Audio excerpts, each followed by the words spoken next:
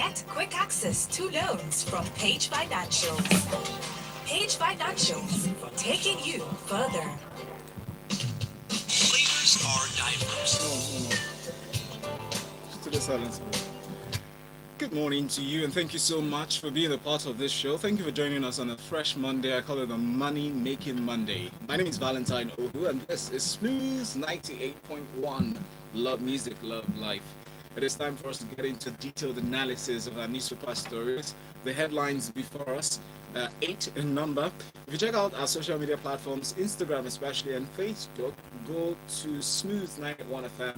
You can also subscribe. I encourage you to subscribe to our YouTube channel. It's important so you can watch the wonderful analysts, the beautiful faces of SA Oix. That's her handle on IG at SA Oix. That's SA Oikala. Good morning, SA. Welcome. Good morning, Valentine. Good to morning, see you. Nicholas. Same here. I like new faces. Really? Oh, But you're not that new. Say last again. yeah, What's up? I did. Mr. C, good morning. Good morning, Valentine. Good morning, SA. Good Alright. morning, Lagos. I'm not ready. Welcome, welcome. Thank you so much for joining. You can join the conversation by adding to the thoughts and observations shared by the analyst on what 0809 444 0981. That's 0809 444 0981. You can also use the YouTube platform for your messages. Ladies first, let's start with you, SA. On insecurity, 36 assembly speakers demand state police community policing. It would sound like a broken record talking about this, but my first question really is regarding in line with the thoughts that you're about to share. Is this a new line of thoughts with state policing, or is this going to move the conversation further? So, you all know that state policing is significant, right? Now more than ever, we need to improve security in the country, and it has always been on the front burner. And yes, this conversation would bring it back again to the limelight, and hopefully it's considered in the reviewed constitution, or if they're going to write in the Nigerian constitution. So this conversation came up over the weekend, where the speakers of the state legislature had a session to discuss and review end of quarter activities, right? And part of what they came up to say was they're demanding state policing and community policing. Prior to this, we've seen the governors coming out to also voice the need for state policing. It is a welcome development. We all know we need it. Will this bring back conversation? Yes. Is it a holistic view from the federal? We're not sure. This is just coming from the legislation. So Yes. we hope that it's one voice. We want to believe that it's something that they're considering. But however, there's certain nuances that need to be considered. The legislature around forming a state police structure, right? Funding. Very And important. even these guys, the police themselves, is something they really want. They want to. Is that structure going to favor them? Exactly. Or would you not need to, clean the slate and start all over again in terms of, like you said, legislature, the law back in policing in the first place before restructuring to state police? Exactly. And then the part funding is key. Because Very who's going to fund the state police? Turkey. That's the question. Yeah. Cool. Is it state governments that are still going back to the federal government every month for allocation? Or they are saying they don't have enough money to pay minimum wage? Well, on paper, it should be the state government. But the reality is, the state government cannot afford state policing right now. And we're tackling the symptoms. We need to understand and remember what the root cause is. The root cause really is the poor state of the economy and the lack of hope Nigerian graduates are facing. I was having a discussion with a friend yesterday. The last time an IOC in Nigeria recruited Nigerians was 7-8 years ago. IOC being the International Oil Company. Yes. Yeah. So you have IOC. So imagine an IOC that hasn't, within that same period of time, you have graduates who are streaming out of Nigerian universities The numbers. with disciplines that this IOC can use. Yes, but for security outfits, permit me to come in here. Security outfits, police, military, whichever outfits you can think of. I know the experts that I've spoken with in this sector have said that job search or the need for employment should be the primary drive to join such outfits like the police, right? It should be the desire to serve your nation beyond yourself, the deep passion and love for the country. First, so we're going by the thought of, oh yes, because you're looking for a job, everybody should be employed or should employ, like some man said, 50,000 or 50 million youth should be unemployed, should go to police. But should that be the necessary angle? Obviously, it shouldn't. But Nigerians have lost trust in the government. The moral is low. A lot of people just want to eat. Unfortunately, the reasons why you should even want to join security active is to protect the nation. Yeah. But it's the That's nation. your love. Yes, but if anything happens to you on the front, then what happens to your family? A lot of Nigerians have these questions. So they've lost the overall reason why they should even be in the force, are just more concerned about themselves. I like that we have actually established the fact that funding doesn't end at salaries. It goes beyond that. Welfare. Thank you so much for that essay. Nice to see. This is come to you on with your thoughts on this huge. It's not an elephant because we've been talking about it. I've heard so many judgmental statements over the weekend. Sad story to say the least. We heard about the case of the University of Lagos students, undergraduates, who, by name Chidinma Ojukwu, who allegedly stabbed the chief executive officer of Super TV, Utufu Ataga, to death. Most people already know the details of the story, some haven't, because you don't want to get sucked into the gory details. But please give us a background just as a reminder and let us know what the university body is saying in terms of suspension. Sometime last week, news broke that the CEO of Sumo TV was allegedly found dead in a Lekki apartment. Subsequent investigations indicated or suggested that a student of the University of Lagos was with him, was probably the last person with him before he died. All of a sudden, she's paraded in front of journalists, the media, and she's harassed with questions left, right, and center. And she purportedly confesses to the crime and presents or recites a story which I find from my professional experience as too good to be true.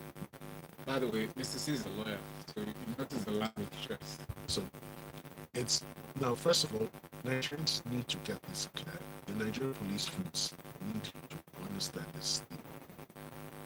The agencies charged with investigating and prosecuting suspects need to understand it. They need to respect it.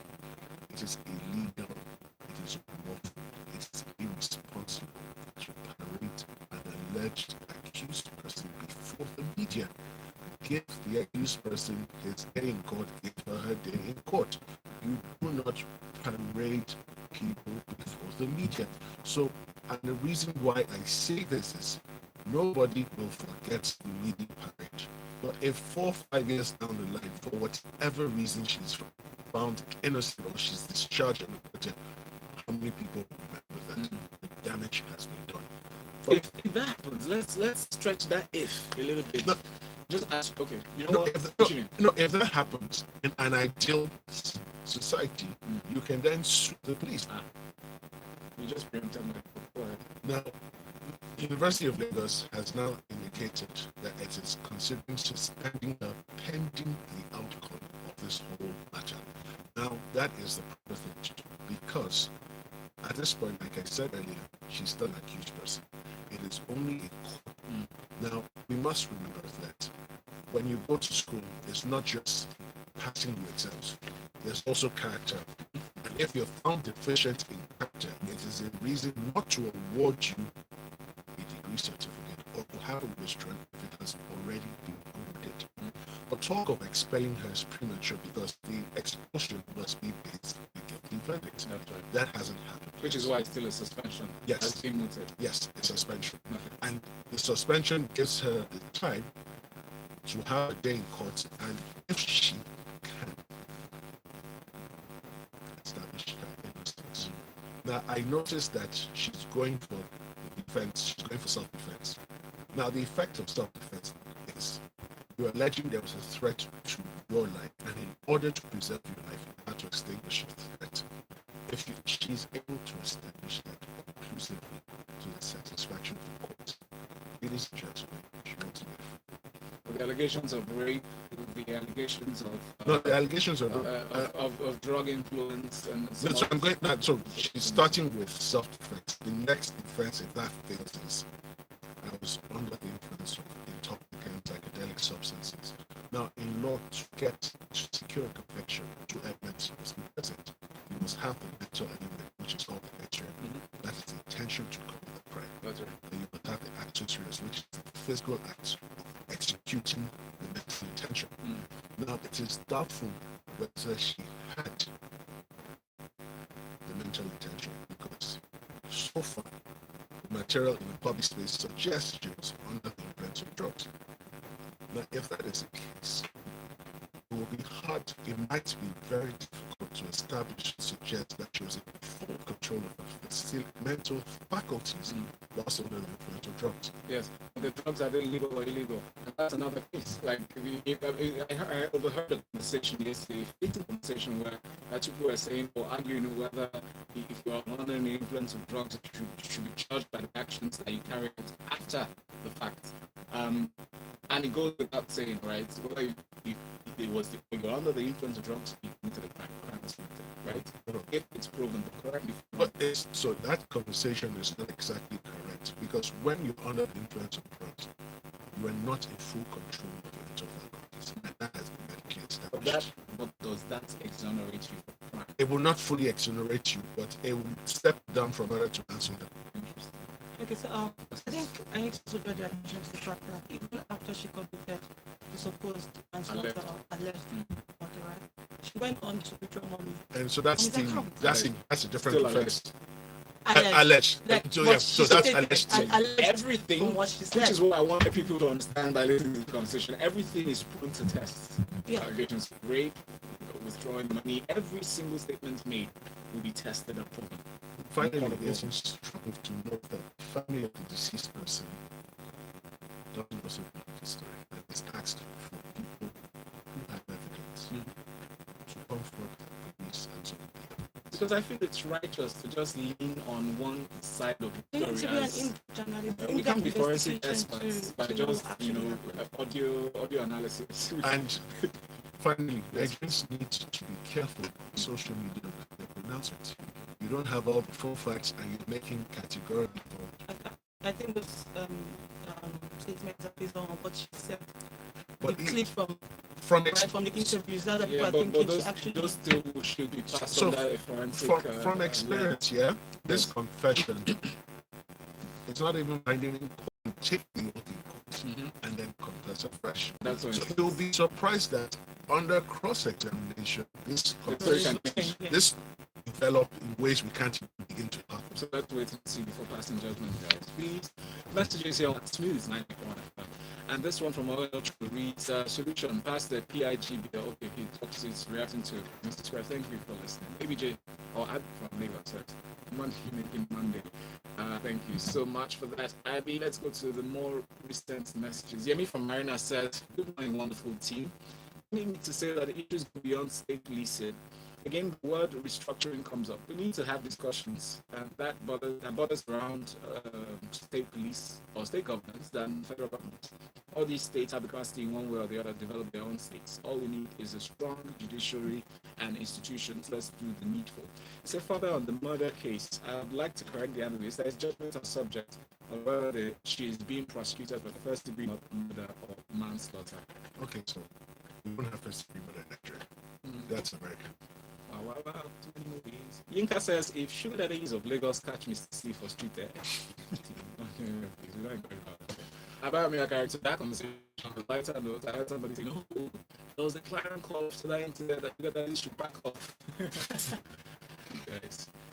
Nee says she should be expelled by the school for drug abuse, but that's still subject to the handbook and what the moral codes entail. All right, Fabian from Request says, in freshly pressed, it seems that we're turning more and more sensational to sensational journalism. No, it's the headline. That's what we're treating. Thank you. And thanks for your audio message, or your voice note that you sent. And thank you, Cruz, for that message. Keep them coming. We'll take a break. This is Freshly Pressed 981.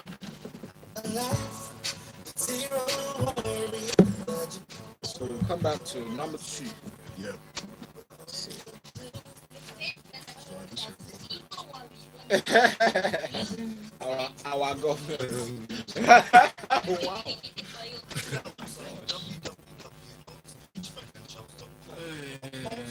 Exactly. But thank you so much for sticking around. My name is Valentine Oglu, and I'm here with Mr. C and SA Oikala, my analyst for today. I'm freshly pressed 981. Send messages to WhatsApp 0809 0981. At 7:47, we go to the story from the Guardian newspaper. Essay: Federal government will tax profits made by global tech digital giants in Nigeria, says the Vice President Yemi Oshibajo. Please take us through the story. So on Sunday, the Vice President hosted delegates from the Chartered Institute of Taxation of Nigeria, right? And during the conversations, issues around taxes were raised, right?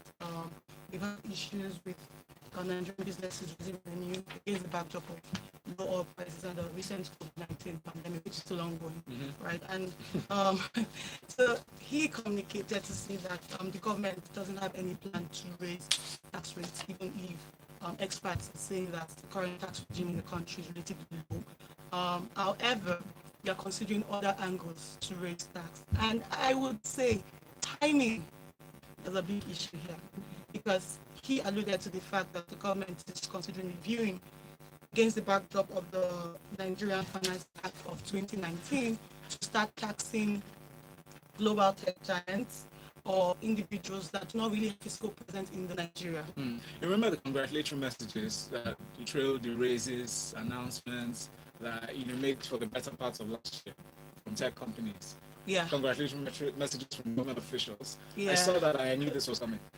But in terms of, in line with, thank you so much for sharing that thought, but in line with this, right, he made mention of a reduction, 50% reduction in tax. I think precisely, if I find it correctly, he actually talked about minimum tax being reduced by 50% from 0.5 to 0.25%.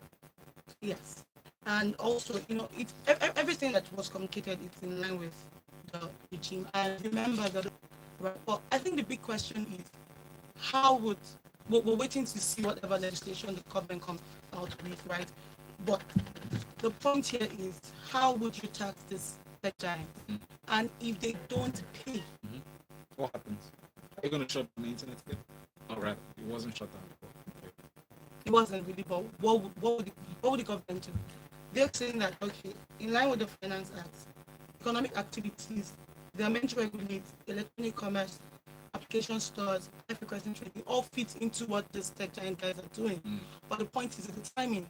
That way Nigeria will read this news and against the backdrop, Twitter was banned, so they're looking for their money, or this is the whole reason why Twitter was banned. Is that the government is trying to increase their revenue? And some people listening to you right now will say, that's why Twitter is not inside the offices in Nigeria. They took it to Ghana.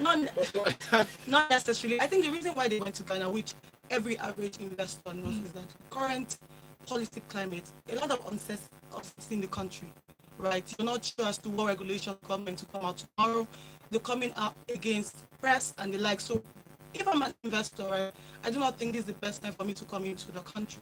The country itself, the government needs to boost investors' confidence. And the Ghanaian government, they talk about Twitter going to Ghana. I think people do not understand the fact that the president engaged with Jack directly, had virtual sessions with him to show that level of commitment. Which does not exclude the possibility of having to discuss profits and how the government can tax those profits, because that's the essence of this conversation introduced by the Vice President. So regardless of the fact that you have a fiscal office, if you're profiting from an economy, shouldn't it make sense for you to pay a certain tax? I guess it's just the trust deficit really that and the timing. And the timing that comes into this conversation. But thank you so much, Ase, for that. Mr. C, let's get into the story about the threats being unnecessary according to the statement of reaction from the president to the Niger Delta Avengers demands already addressed. He said that the call for restructuring, how is it already addressed? But what are your thoughts generally?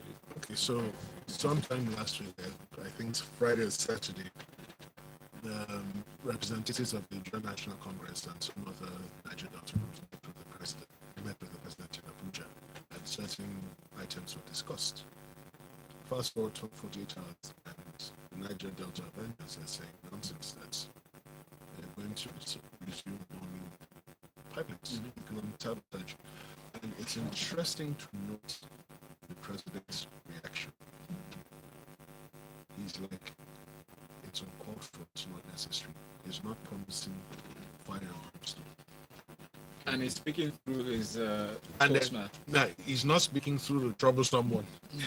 He's speaking through the calm one. He's calmer. Well, with regards to both of them, he's calmer. I didn't know there was a difference. Honestly, No. yeah. So, what it is they recognize the power the Niger Delta Avengers have and the damage they can wreak to this already very fragile economy we have. But the calls are they Now, the call, so Yes. in the statement, part of the calls they were addressing, one, the issue of the environmental degradation. And the president did point out that the cleanup of the Ogoni land has started, and that NOSTRA, that's the National Oil Spill Detection Agency, was making efforts, stepping up efforts to ensure that it cleaned up the current oil spills and reduced to the barest minimum future oil spills. Yes. Now, with regards to the call for the creation of just states and local governments, the president said, he told them that it's out of his hands. Yeah. That the National Assembly has the power to do that. And if they have been watching and observing, there have been submission memoranda from different regions of Which the is country, which is true, and that they will be collated, and then the full national discussion was cut. They also mentioned the issue of Structuring inauguration of the NDPC board. yeah, the NDDC board. He promised that it's ongoing. It will be inaugurated shortly. And then they spoke about the NDDC itself, and he pointed out that there's been a lot of corruption in the past, and a forensic audit is being carried out, and the report should be ready before the end of the year. Now, all well and good. I want to quickly address the clamor for creation of states. On paper, it makes sense. Yeah. The jaws are scattered everywhere. Yeah. Put them together, but I'm not sure how that will work. But do we need more states? In some cases, more no. accountability. Well, I get some states need to be created. Kaduna can no longer have Muslim and Christians together. We need to separate But since them. I mean that's a personal thought that you're sharing, but a lot of people have dissenting views to this thing. But I'm just saying, from 18 to 96, what good has that come? So it's not the creation of the states per se that created the problem. It is how they were created. So if you're creating and putting together wrong component elements, the whole will never be complete. All right. Thank you so much, Mr. C. Let's take a few messages quickly. Austin Mushadi, reacting to the cinema issue, says, "That where's the wife? Has she said anything?" Thank you. Perhaps anything. But I from Sierra says, "Why are people so quick to exonerate her? Is that not the same thing as those who have condemned her?" No. So there are a lot of ifs in the statement, Dr. I. And she continues, "A man was murdered and then robbed, but we're here debating. Let the police do its work. It's not difficult." Abamia Karakuri says, again, that all acolytes know Unilag's code of conduct, and I'm not sure that it has changed since I left there 14 years ago. She abused drugs, will be expelled. Oh, sure. Gilbert says, "Good morning, Smith team. I'm Gilbert Mustafa from First Start. Brilliant analysis from the city. How can I engage with him on social media?" I will give you that information at the end of the show. I said, "Good morning. All the Nigerian police force have been cautioned and called out several times for parading crime suspects in public, but they've never yield. Personally, I think this is a professional and against global police best practices, since these confessions have only go by until court plea is taken." Thank you, Naya, from Chile. Let's talk about the currency. Before that, let's talk about, currency is still part of it because we owe money, right? Let's talk about what we owe before we talk about how we can make the money. We owe the World Bank a whopping $14.99 billion. Is that money on ground? Well, the MBS is out with this statement. Let's see, what are your thoughts? Let me breathe first. Okay, please. Because this conversation around, I think our debt issues back as of 1977, we had the whole Paris Club from 2005 was cleared out, and in 2015 we started again. And we're owing money. I think to me the question should be around our debt servicing level, one, And this money we're borrowing, what are we doing with it? Majority of our loans are used to one fund an overbloated government, recurring expenditure, infrastructure, yeah, The rail system. the rail system, which is also questionable because we have rails going to Nigeria. This is just one. We are Can we just move no, past it and look no, at no. other We're just rails? saying, and this begs the question: Yeah. can we even continue at this rate to service our debts? I think what SA needs to say is, do the projects on the ground match the loans that we're taking? But hold on, let me answer that question. Ruti Amici mentioned last week that Minister said that since they started, I think it was the Abuja Kano Rail. Correct me if I'm wrong, but then he mentioned that since they plugged the hole that the hole of corruption really that they existed, because they said they found out discovered some financial misappropriation of the attendants were stealing money and all that. Since they plugged that and put in electronic means, they've been able to increase their income or their yield from 60 million to about 300 million monthly. This is a statement of fact. This is what I'm saying. We don't have access to the books. We're not seeing how they're generating these numbers. Talking about paying back loans, isn't that one of the revenue generating ends that we should be looking towards? When you take in loans, right, you should, for a country like Nigeria, where we're having issues generating internal revenues, we should put this money into structures or movement or vehicles that would generate revenues for us. Unfortunately, it's not the case. In terms of percentage, I'm not saying that the government is not putting in this money to generate revenue. But the bulk of it. Exactly. Where does the bulk go into? And I think we're having a conversation before this, and we're saying that for every 1 naira that Nigeria makes, how much do we pay? How much do we invest? How much do we pay back when we generate the revenue? How much do we pay? I think that would really give a clear sense as to how much we're making and how much we're paying back to service these loans. And we're even requesting for more. Also note that part of the debt that we borrowed or we owed back in 2015, about 150 million has been paid back. Out of about 300 million. But yeah, that leaves another question though. But Mr. C, please, quick thoughts, because we have just 30 seconds, unfortunately. Currency in circulation drops to 2.79 trillion, according to the CBN. This is a completely useless story, and I'm going to explain why. They've explained that currency in circulation dropped from 2.83 trillion to 2.807 trillion. There's no explanation given as to the cost. There's no statement as to the effect. Perhaps nobody printed money anymore. So what they're saying, so when money is taken out from you, deposit money bank, like your First Bank, your Standard Chartered, your Stanbic, yeah? So when money is taken out from you, the CIT account with central bank drops. When money is put into a DNB, it increases. That's the story. So which means that less money is being deposited. Yes. What does that signify? Less money in people's hands. Less savings. But also that means that it also suggests that the little money that's coming in is being spent somewhere. Thank you so much for that. Let me rush through some of the messages here. Okwemi, thank you for that. Dele from Ada says, student match should face the law. No judgment here, please. Mr. Cortex, thank you. Mani from Ikeja says, on state policing, I think current structure of the nation does not need much restructuring, as the system setup could work if the center increases the allocation to the police and reduce the cost of governance. Let the government increase the funding for the armed forces and do capital projects to ensure stable infrastructure, and we'll be fine. Let's leave these conversations for later, all right? So when I open up the phone lines for 9 o'clock, for Lagos Talks 981. So you can call in and share your thoughts on 01448991. Now, thank you so much, Mr. C. Special thanks to you, S.A. Oikala. Good to meet you, finally. Same here. And please follow them on social media at DMrC, at S.A. Oiks, O-I-K-S. All right, stay with us on Smooth 98.1. In 14 minutes, we'll segue to sports in the Locker Room 981. My name is Valentine. Access to loans from Page. Thanks. Page Thank you.